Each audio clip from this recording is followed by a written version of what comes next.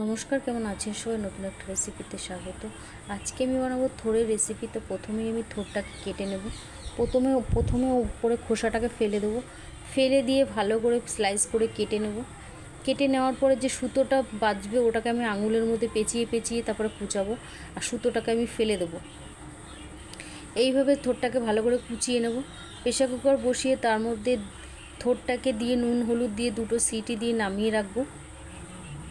নামিয়ে রেখে একটা কড়াই বসিয়ে সর্ষের তেল গরম করে তার মধ্যে দিয়ে দেবো কিছুটা রসুন, কিছুটা পেঁয়াজ।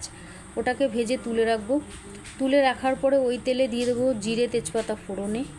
জিরে তেজপাতাটা ফোড়ন হয়ে গেলে তারপরে দিয়ে দেবো ছোটো ছোটো ডুমো ডুমো করে আলুটাকে দিয়ে নুন হলুদ দিয়ে ভেজে নেব। ভেজে নেওয়ার পরে দিয়ে দেবো আদা কাঁচা লঙ্কা টমেটো বাটা।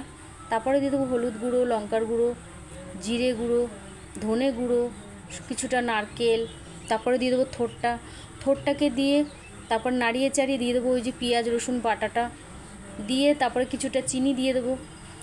চিনি দিয়ে নামানোর আগে দিয়ে দেবো গরম মশলা, ঘি আর ভাজা বাদাম।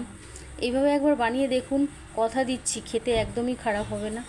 ভালো লাগলে একটা লাইক কমেন্ট শেয়ার করে পাশে থাকবেন, আর যদি ফেসবুক থেকে দেখেন পেজটিকে ফলো করে দেবেন।